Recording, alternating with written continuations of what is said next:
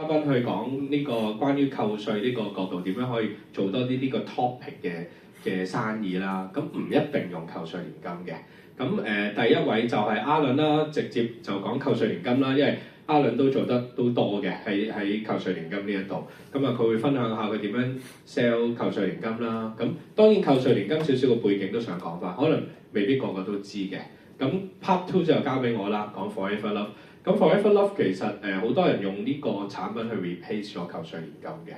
咁而我其實24年年尾嗰陣時啱啱入嚟我 present 過一次嘅。咁我都係用翻個 PowerPoint， 但係嗰個 PowerPoint 有啲 advanced 啲嘅。咁可能我今日會即係講多少少究竟，可能未必個個知道 Forever Love 係點樣操作㗎嘛。咁最後咧 Part 3咧就交俾 Stanley 啦。咁啊用另一個角度去幫啲客去扣稅啦，用冧心嘅計劃啦。咁啊 Stanley 我都係琴晚先落機，特登今日就去 present。咁啊我哋開始啦嘛，交俾阿倫先 Part 1。Thank you，特別各位同事早晨。早晨。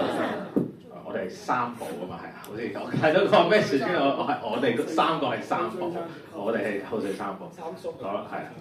咁就講扣稅年金，其實呢樣嘢係我諗我做得最多嘅時候係2019年，即係啱啱推出嗰陣時。嗰陣時2019年4月推出啦，嗰年我係做咗大概25、26隻嘅，係啊，年金嚟講，係因為嗰陣時即係個心路歷程係點咧？嗰陣時2019年啦，我2018年加入 AIA Givers， 咁就2019年就即係第一年 WFBRT 啦，咁第二年就諗緊點即係有啲咩可以做，頭一季係有啲慢嘅。咁跟住突然間出咗一隻叫延期年金嘅產品，咁就諗緊究竟咩嚟嘅咧？咁嗰陣時又有啲有啲客又好似做啲咩咁，咁就去真係 investigate 下，睇下究竟呢隻產品究竟係點嘅咧？咁就4月出啊嘛。咁當我 investigate 完之後咧，就揾到一個思路去點樣同啲客講。而所以嗰年我由5月開始做嘅啫，我5月開始賣呢隻產品嘅時候，5月賣咗6隻，跟住之後陸陸續續每個月都有一路兩三隻咁樣賣。係啊，但係當你你要首先你要自己 buy 先，我頭先有講啊嘛，係啊，阿倫夫婦咁樣，可能你要自己 buy 咗先，我會覺得。跟住就係會你個模式究竟你用一個點樣嘅角度去同個客傾。當你自己覺得呢樣嘢好易買嘅時候咧，其實就可以好簡單。當然而家大家會更加認知呢樣嘢啦，但係都係不妨一個開門轉一個角度，同埋即係我會覺得即係我唔會太諗嘅一塊先，因為我覺得呢樣嘢係如果咁容易 sell 嘅時候，其實每一張單都5位數啊，都差唔多1萬蚊啦。咁其實係好簡單、好正嘅事。如果佢唔 buy 呢樣嘢，你咪陣間會聽到我哋有 option B 啊，啲 B 會講佢覺得，或者再轉行一啲投資嘅方向都仲得咁樣咯。咁所以事不宜遲，就同大家講下。係啊，頭先有講話係咯，可能要了解下個背景先，因為我諗每樣嘢嘅產品上邊，你都要了解下點解會推出呢個產品，係咪？公司成日都會有好多 launch pad 啊、介紹啊，究竟點解會推出呢個產品？每個產品都有原因㗎嘛。大家覺得點解會有呢個扣稅年金啊？政府想提啲人要開始儲錢。係咁，政府想啊，係咪？即係其實每間保險公司啊或者銀行都推出啦嗰陣時。咁政府想推行呢樣嘢，咁點解？點解政府想推行呢樣扣稅年金呢樣嘢？驚啲人冇儲錢退休，咁成個即係成個 city 都會有啲麻煩。係啊，其中一樣嘢啦，係啊，即係驚啲人唔夠儲備貨退休啦，係咪？仲有咧，咁點解會驚咧 ？MPF 係廢嘅。MPF 廢係都可以咁講嘅，係啊，啱嘅，係 MPF 廢。驚佢做錯決定，即係你 MPF 始終你係投資，即係 up to 個人點揀咁樣都。其實個背景上都啱，係啊，真係會即係政府你知其實。即係都好 conservative 啊，香港政府嚟講。咁其中一樣嘢係話講係啊，即係擔心話 MPF 係廢啦，係啊，我都好同意嘅。咁就會擔心究竟可以點樣可以令到啲人儲多啲錢啊？係咪？咁另外一樣嘢當然就係其實你會見到人口老化都係一個好大嘅問題啊，喺香港係咪？而家我哋啲科技又好，啲藥又越嚟越犀利，咁所以我哋持續嘅年齡嚟講都會有呢樣嘢。咁所以我哋要好清楚，即係點解會有呢個產品，就係因為點解政府要做呢樣嘢，就係因為如果唔做呢樣嘢嘅話，咁 MPF 又少，到時候如果人口老化，啲人唔夠錢嘅時候，咁點咧？係咪？只會政府會再揞多啲錢出嚟啫嘛，係咪？咁個缺口咪越嚟越大咯，到時候。OK，咁呢樣嘢即係起碼可能，如果個客唔清楚嘅時候，我可能都輕輕會講一講，係點解會有呢樣嘢？就係為咗叫啲人多啲儲錢，係咪？咁喺呢個儲錢嘅 angle，你已經可以開到好多唔同嘅 topic，除咗扣稅之外，係咪？咁所以就推出咗呢個延期年金啦。咁其中一樣嘢係延期年金，我哋今日主要講延期咧，但係其實有賣過，頭先大部分都有講，我大概知道係點玩啊，或者係大概有賣過或者想買嘅同事都知道，除咗延期年金之外，其實仲有自願性供款㗎嘛，係咪？我哋講緊係6萬蚊一年最多嘅扣稅上限，係咪？但係如果未認知呢隻產品嘅話，你要清楚係6萬蚊係我可以放入去一個扣稅嘅產品入邊，而唔係我扣稅，唔係我嘅稅可以減6萬蚊啊！我可以放6萬蚊入去，但係就會 base on 我嘅稅額而扣嘅。係陣間會講多少少，係啊。但係就係講緊，例如我即係大家會睇到，我一個 QDII 你放落延期年金度，或者你放落自願性供款都係6萬蚊 maximum， 唔係每樣嘢6萬蚊，係你可以分拆嘅，但係當然係最多喺呢樣嘢加埋上面係6萬蚊啦，係啦。咁所以係自願性供款，頭先如果話唔中意 commission 嗰啲，你就會聽到係啊，更加唔會買自願性供款啦，仲低個 commission。係啦，好似仲係4.5，我記得，我唔清楚，我冇買過，一直都冇買過自願性供款就好似 MPF 咁樣嘅字，陣間都會講多少少，係個 difference 喺呢兩邊。但係我諗最主要係好多人會 get trapped 咗有一個位咧，喺延期年金上面係納稅人，記住係納稅人。納稅人即係你要交稅，你要交到一定嘅稅，你又俾緊稅嘅時候先 OK。因為有啲人會特別係問，我兩公婆係咪老婆冇做嘢？可唔可以叫佢做多一個？係咪？如果老婆冇交稅嘅時候咧，其實你再做多6萬蚊咧，其實唔代表你係可以扣到2個6萬蚊嘅稅嘅。OK， 真係要好小心呢個位，係啊，一定要有納稅人，即係老婆都要有做嘢，都要有交緊稅，先可以構成呢個真係你報嘅時候可以扣到稅。得唔得呢個位 ？OK 啊，同埋納稅人，即係你要交緊稅，即係例如啊，陣間都會講多少少，但係我個人入息稅嘅係睇，所以如果有啲係做老闆啊，佢有開佢公司啊，公司稅務嗰啲咧都未必 applicable 嘅，對佢哋嚟講，除非佢做緊 personal assessment， 即係好似我哋開有 BR 嘅，開公司嘅，咁可能我可以報公司稅或者係個人。所得稅咁樣，咁但係如果一個老闆佢淨係所有嘢係 business profits， 佢所有嘢係關於 business， 佢自己係可能 draw 少少錢出嚟嘅話，其實係冇用嘅對佢嚟講，得唔得？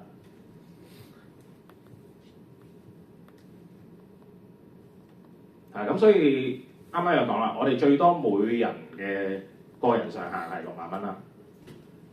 咁你就可以選擇究竟你係放落去 TDC 自願性供款定係延期年金，或者組合，但係最多兩樣嘢加埋都係6萬蚊嘅啫。喺呢一刻都係，我以為我嗰陣時諗有個諗法係，咁好係啱啱2019年出6萬蚊，佢之後會唔會一路一路加咧？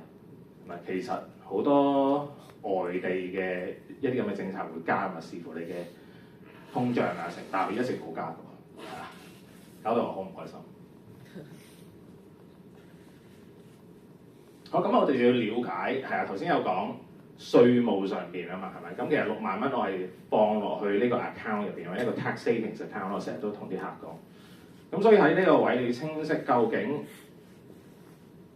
我實際係減到幾多稅啦，係咪？咁但係我哋嘅稅率可以慳到幾多啊嘛？講緊我哋喺稅務上邊有兩個計法嘅，一個係呢個累進稅率，最多人應該會係喺即係我諗我哋打工仔啊，或者如果你嘅人工唔過咁大概200零萬左右，你可能都會喺呢個位度嘅，因為另外一個稅階就係15%統一係啊，去到你個 income 過咗某一個位嘅時候，你15%係會少過呢個 progressive rate 嘅。咁所以其實係你會睇到，其實我哋每個人都有一個13萬左右嘅個人免息稅額，係啊，我哋報稅嘅時候大家都會清楚噶啦。跟住之後咧係2、6、10、14，每5萬蚊都係收緊鎖定嘅 percentage， 所以你會見到其實講緊我頭33萬左右咧。我總共交緊嘅稅咧係16,000蚊 ，OK， 係咪當我冇其他嘢扣啊？而家係講緊一個就咁淨係得入息個人入息嘅面額，係啊，唔好計供養父母啊、子女啊、成啊嗰啲嘢先 ，OK， 33萬2都未到17%，就係過咗33萬2之後嘅 income 咧，先至會計到17%。咁所以話究竟嗰個人適唔適合？例如，如果你真係一個客人、一個朋友，可能佢揾錢係真係得萬零蚊、2萬零蚊咧，可能佢個稅階上邊咧都唔會到17%，因為其實講緊6萬蚊嘅17%係1萬200蚊啊嘛，係咪？成日都講我扣到1萬蚊左右，係咪？但係如果嗰個人個 income 其實都唔到嗰啲 level 嘅話，其實佢扣嘅稅未必會有咁多嘅，得唔得？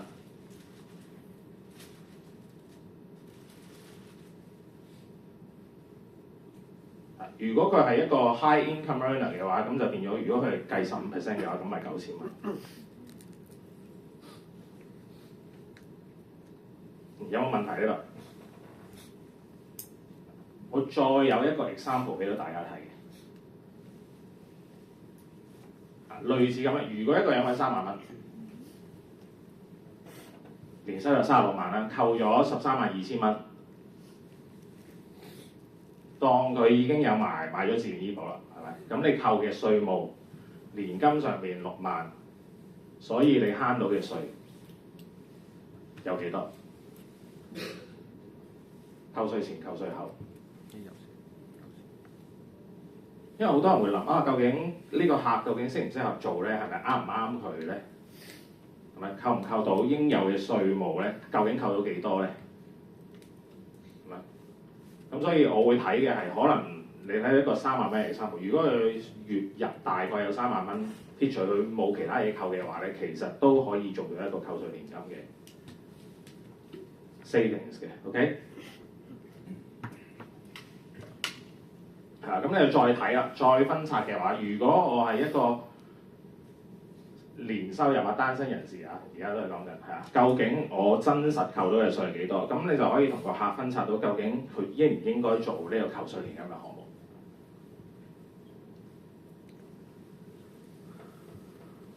喺度見到15,000蚊同2萬蚊，其實佢真正扣得嘅稅係唔多嘅。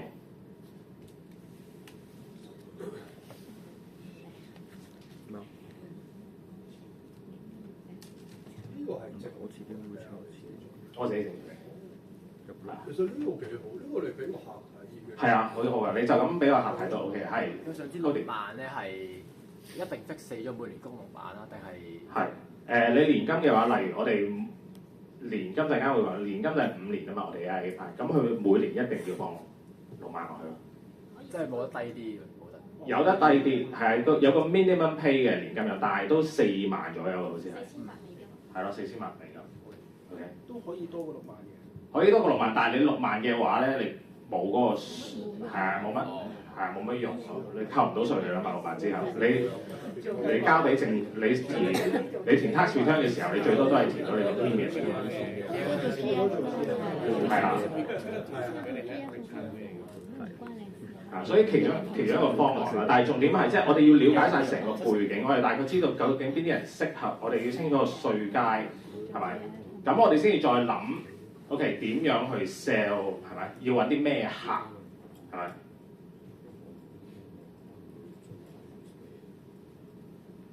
好啦，頭先有講啦，其實呢6萬蚊係可以分開兩邊去睇嘅，即係有一個 TVC 啦。即係 TVC 嘅好處係咩咧？其實係頭先佢哋講係咪每年一定要放呢嚿錢，係咪可以放多啲放少啲 ？TVC 就做到呢樣嘢啦。個客就唔使每年一定要供呢樣嘢，佢就可以自願性啊嘛，自願性佢可以今年放6萬，下年放3萬啊，咩都得，但係就 MPF policy 咁樣行咯，啊買落 AIA 嘅基金度咯。咁當然個靈活性就少咗㗎啦 ，so call 係咪？即係啲客做呢樣嘢，當然如果佢好 buy 啊，我就係退休我要儲錢咁冇問題嘅。但係就行跟 MPF rules 嘅呢個 TVC 嘅話，係每一年咁樣計㗎嘛？你講 TVC 係啊，每一年咯。係你每次放6萬蚊落去，咪計 commission 係咪你講？係啊，就4.5咯。係啊，base on你放落去嗰個錢。都係6萬最多，最多唔係你可以放多啲嘅。咪即係都係嗰個。係啊，係啊，都係嗰度係啊。但係唔可以兩樣嘢都做嘅。唔係你可以兩樣嘢都做，但係你唔會扣到12萬稅咯。最多都係6萬蚊。啊。咁頭先有講話點解係啊？我哋嘅 commission 係低，因為其實個年金上邊咧，如果你 gen 個 proposal 嘅話，陣間都會俾大家睇。其實佢個保證現金價值係好大嘅。所以其實當我哋公司出啲產品有個好大嘅 guarantee 嘅時候咧，個 commission 係會稍為上會冇咁好嘅。但係當然唔好睇，淨係睇 commission 呢樣嘢，因為陣間會同大家講到，其實呢樣嘢可以好易去 sell 咗一個客。呢個得唔得？好，咁又講目標客戶啦，係咪？大家頭先有聽到啦，聽到咁多話哦，究竟要有幾多人工啊？成日你覺得有邊啲目標客戶群係適合做呢個延期年金啊？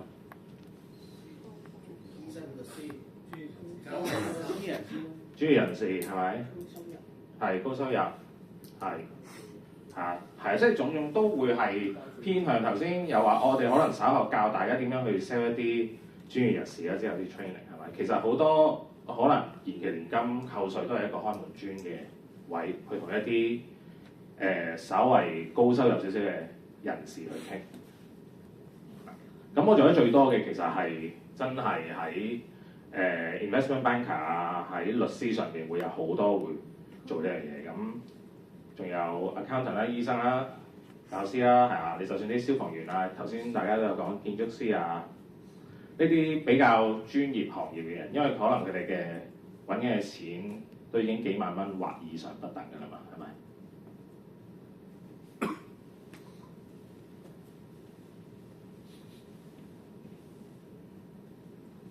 跟住重點嚟啦，開始即係點樣去講呢樣嘢咧？大家會點講咧？喺呢個年金上面有人 sell 過㗎嘛？係咪？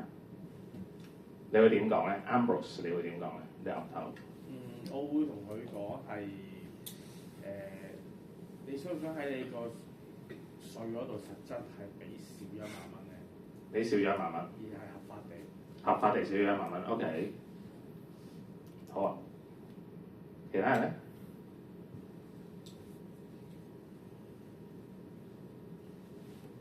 我問有就一路儲錢一邊扣稅。一路儲錢一邊扣稅 ，OK， 都係即係俾少啲個方案啦。係嘅，即係我諗，如果頭先有講係話，你 focus 喺個回報上邊咧，或者你要 compare 公司嘅話咧，其實係冇乜用嘅。因為我哋做呢樣嘢講明係扣稅年金啊嘛，係關於扣稅。OK， 我哋要放大扣稅呢個位，所以完全唔好睇。即係唔係關於回報呢個上邊 ，OK？ 個客最點解會放嚿錢落嚟買呢個產品，係因為扣稅 ，OK？ 個 hot button 一定會係扣稅，跟住就會睇你點樣去放大呢個 hot button，OK？ 咁我做好多嗰陣時咧，我一定會講好多呢啲嘢，即係首先你知道個背景啦，係咪？你知道個稅務點 work 啦，係咪？咁你就要諗下你點樣再同個客去講啦。咁其實香港政府出得呢樣嘢咧，首先我一定要講係啊，其實係好多外國嘅國家都有一啲稅務嘅措施去幫啲人去儲錢貨退休啊嘛。咁而家其實香港政府做得呢樣嘢嘅話，雖然唔多係咪？佢啱啱開始，但係效法緊外地嘅國家做緊呢樣嘢。咁其實我哋琴日阿奶媽都有講啦，係咪？我哋 AIA 銀行啊嘛，友邦銀行啊嘛。咁其實你都可以講，其實而家做緊嘅嘢係幫你開一個扣稅戶口，啊 tax savings 戶口。我哋將啲錢由一間金融機構，即係你啲錢放喺銀行啊嘛，通常會轉去另一間金融機構。但係你而家喺呢間金融機構做嘅係一個扣稅嘅戶口。頭先有講啦，係咪？大家都講得好。好處係我俾少啲錢，係咪？我係 save and tax， 係我係喺政府度攞翻啲錢。係個重點一定要 focus 喺放大喺呢個位度，同埋一定要更加多。你好相信你係好多客人，即係其實香港好多人都做緊呢樣嘢，所以你問其實香港好多人你有呢咁嘅薪金，你第一樣嘢一定要做呢樣嘢。即係點解效法外國？其實當政府出一啲稅務嘅政策出嚟嘅話，你唔做嘅話你就蝕咗。係咪？你首先你做所有嘢一定係攞咗政府俾你嘅好處先。係，所以我好多客都一定會做。香港廣大市民其實好多都係做緊喺你嘅收入上邊，一定會做咗個扣稅年金先。銀行長都好勁。係啊，銀行長都好勁，因為佢哋睇到啲客人嘅錢咯，所以你要快，同埋銀行好多可能都係10年，但係當你而家嚟講，你 review 一個客，你都可以問，係咪？做一個你傾偈嘅時候都問，有冇做？可能佢哋咁啱你撞到佢到期嘅話咧，係啊，可以轉出嚟。其實2年前，啱啱2024嗰一波都幾好嘅，因為19、24我哋5年啊嘛，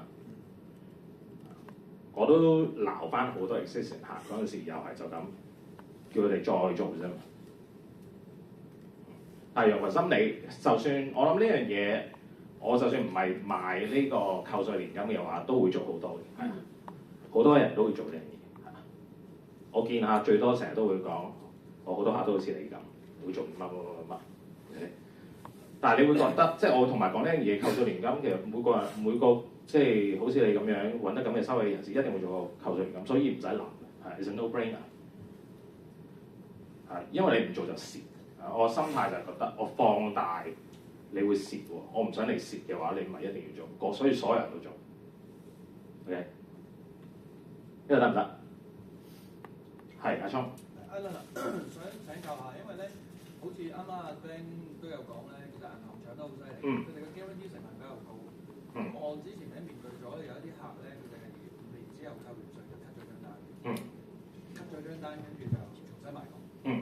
咁變相咧，佢哋以呢一個嘅方式去做一個即係齋退稅咯。即係如果係咁樣嘅情況下，有冇即係大家有冇啲咩諗法係點 sell 嚟？明嘅嚇，即係有啲公司咧，特別係一開始出嗰陣時咧，中銀嗰陣時係好犀利嘅。佢個 plan 係好似真係第5年你放咗5年錢啊，5年 plan 啊嘛，第5年完咗之後咧，其實可以一筆過攞晒啲錢出嚟。但係之後好似冇咁快，而家冇㗎啦，係而家冇嘅，係之前中銀係第一波，跟住就搞佢啦，唔敢咁做。其實你5年 plan 一般係啊，最快都8年 break even， 係啦8至9年 break even， 玩唔到呢招，係因為違背咗當初政府想做到嘅效果嘛。所以淨係嗰班客咯，其實應該過咗㗎啦。係啊，所以如果你遇到呢個位，係啊，如果你遇到呢個位，我陣間都會講，你陣間先睇到，係我有個 objection 嘅，但係遇到呢個位咧。我就會問翻個客，其實你想做呢個策，即係你想做呢樣嘢為咗啲咩？問翻佢轉頭先嘅，係啊，佢一定講扣稅，係扣稅咁就唔關回報事，即係唔關幾時攞翻啲錢事。你想為咗扣稅點啊？我而家幫你做係為咗扣稅，跟住就會同你講，其實所有產品好似等啲邊咁講，其實而家所有產品都市面上都差唔多嘅，係啊，唔會因為政府推出嘅嘛呢樣嘢，係啊，攞政府出嚟係啊，所以間公司嘅嘢。唔會差得太遠，大同小異。好似我哋同啲客講 medical 啊，講咩唔關 comparison， 唔關比邊間公司先，係關你想扣稅，所以我而家幫你。Okay? 所以唔會打，唔會睇嗰啲。如果佢要睇得咁仔細，咁佢就睇回報。當一個客佢睇呢樣嘢，要睇埋個 illustration 啊，睇埋回報嘅話咧，其實大部分嘅時間佢都未必會做嘅呢樣嘢。咁你就不如再諗其他方案去 sell 佢，係咪？係咁我哋嘅產品就5年啦。我唔知呢個係咪最呢個應該好舊嗰陣時，但係應該大致上大同小異啦，係啊。咁可以做啲乜？你都要清晰我哋嘅產品，即係有啲客都真係會問嘅。雖然個痛點或者佢想做呢樣嘢係關於佢嘅，你會知道哦，其實佢最早咧，如果係一個40歲嘅人士買咧，佢最早其實係50歲咧就可以開始呢個年金嘅。即係講緊咩意思咧？其實個年金產品係，如果做咗呢樣嘢，到我選擇嘅年齡上面要做呢樣嘢咧，咁我就會嗰筆錢，即係我儲咗 total 大概30萬啦。係咪？咁到時候就會一路每個月或者每年出啲錢俾我，個年金就係咁樣運用㗎嘛，係咪？好似我哋做而家做 GF 啊，所有嘢我哋都會 show 俾個客睇，哦，你到你退休嘅時間，你可以每年攞到幾多錢？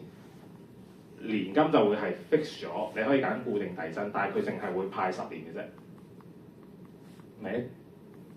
即係總之你所有剩翻嗰個錢有幾多，佢就會一路每個月出俾你，10年之後suppose就冇晒㗎，或者你可以一筆過攞翻晒出嚟都得。去到某一個年紀，當然陣間我會講嘅係去到某一個年紀，我通常同啲客講，因為我哋係扣稅啊嘛，為咗頭先有講啦，係咪？你想攞翻嚿，有啲客係之前可以好早咁攞翻嚿錢出嚟，咁我都會同個客睇究竟我哋嘅產品係幾時可以最快攞翻出嚟？第9年尾咯，end of year 9，因為嗰個係 break even point 我哋數過嘅，大致上會係咁樣，咁所以會同個客講，其實你放喺入邊，咁你就唔使理佢啦。係我哋最快，因為我哋唔係睇回報嘛，我哋就係睇我哋最快係幾時攞翻出嚟咯。因為我係再放大，我哋而家做嘅係每年係 guarantee 17.5%，亦都會同個客講，有啲位係即係呢樣嘢，你就算呢6萬蚊你放喺其他地方咧，你一定唔會有 guarantee 17.5% 嘅喎，係咪？你做咩都好都冇用嘅喎，一定係做呢個先咯，所以。仲有公司優惠咧？係咯，未計公司優惠。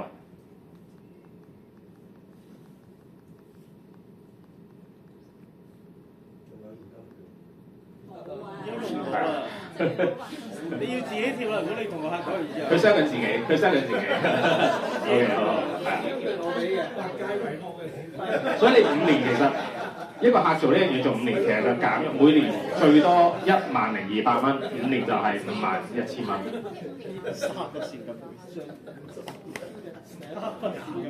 我話如果有啲客咧真係好叻嘅，跟住佢諗下，其實係啊，你講17.5% 嘛，頭先講。跟住啲客就話：但係我嚿錢我要放到第10年，其實中間冇用嘅喎，即係一直都冇得喐嘅喎，我都係 break even 攞翻嚟，即係我蝕咗喺嗰個 growth 啊嘛。啲客會有啲好精明嘅客就會同你計嘅，同你計嗰啲客咧通常都唔會做嘅啦，最後。所以你可以揀其他嘢，即係你可以再睇下有冇其他 option 俾佢。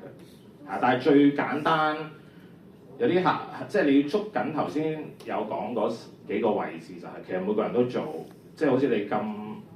即係有能力、有收入嘅人士，一定要做咗呢個先。政府推出呢啲方案，就算喺所有國家都係，你一定要攞咗呢啲免費嘅方案，唔好蝕咗佢先。因為你呢個穩賺。喺政府嗰度攞錢嘅機會冇乜嘅。係啦，冇錯。嗱咁睇到啦，頭先有講啦，即係 objection 遇得好多嘅位，可能會係呢幾個，嚿錢 lock 死咗，係咪？回報比投資低，咁頭先有講啦，回報比投資即係話，其實你照版點樣睇？如果一個客選做投資嘅話，佢放呢嚿錢6萬蚊去咗買股票啊 for example， 咁其實呢6萬蚊佢首先佢個股票要升到17.5%先至叫做同個扣稅年金打和嘅喎，係咪？淨係即係我放大呢啲位嘅會。OK， 就唔好睇其他嘢。當然，如果我要揾好多個客嘅 objection，可以揾到好多，但係你要識得每一個 objection 點樣拆、點樣打，係咪？放大翻係啊，你呢邊你 guarantee 17.5% 賺，你嗰邊你做嗰樣嘢嘅話，你都係蝕咗17.5% 俾政府一開始，因為你唔做呢樣嘢啊嘛，係咪？係有啲人話扣得太少，咁係就係扣咁多咯。所以如果扣得太少，你想做多啲嘅話，我咪介紹你其他產品咯。有啲客會話可能之後如果唔喺香港咁點算啊？係咪？咁咪同佢計咯。而家呢個時間係最好嘅，因為佢上年 suppose 已經係箍咗好多錢啦。佢如果就算諗住去 relocate 移民嘅話，其實佢嚟緊可能都冇咁快噶嘛。咁可能你啱啱3-4月呢個位其實稅係去到3月31號啊嘛。咁其實佢4月1號又係新一季稅嘅話，咁當佢又揾緊錢嘅時候，其實咁就2年嘅啦，都會 count 到咯。所以變相，但係當然如果佢 relocate 嘅話，而家我有啲客都會向陣間逼啲嘅方向去睇嘅，因為嗰樣嘢就呢樣嘢你就一定係會出 tax certificate 啊，跟住個客佢要報翻稅咯。喺佢哋收到個 green envelope 嘅時候，得唔得？有冇問題？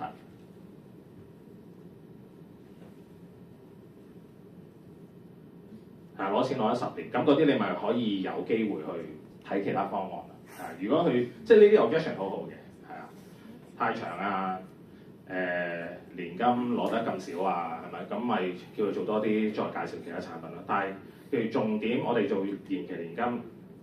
一定係捉緊佢蝕咗喺政府度蝕咗錢嘅痛點，放大呢個位嘅時候，就再加埋羊群心理咧，咁就可以令到佢諗多啲，會係我真係要做，如果唔係就蝕咗呢17.5%，我做咩都好都係冇用嘅，所以 closing 金句都係呢樣嘢啦。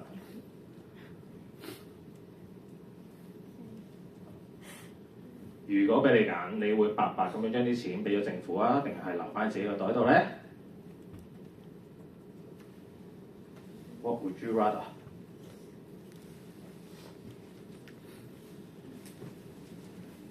係咪？冇咩人會答你，佢會想拍俾政府嘅，係咪 ？OK 咗咁咪簽咯，係咪？可能呢個位佢會再有其他 objection。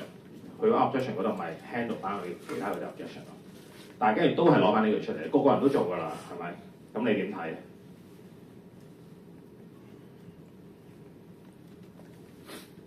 得唔得？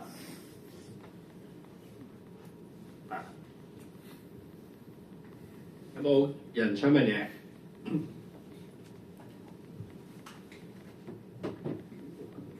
冇嘅話係啊，就記住，我諗記識要練嘅，即係都要練好多係。你要順，你講得 smooth 嘅時候咧，去到嗰個位你就直接問佢㗎啦，係啊。如果俾你揀，你想點 ？What would you rather？OK， 佢冇嘢講啊，咁我不如而家幫你開始呢個扣稅戶口咯。唔出聲咪做咯，咪係啊。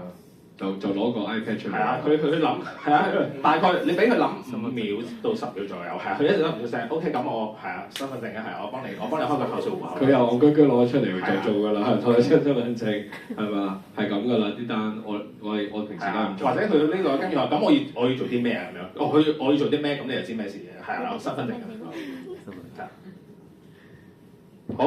好咁多謝阿力嘅分享啦，好啊！因為好多我都忽略咗嘅，咁下一 part 到我啦，睇下先撈唔撈到㗎，睇下先。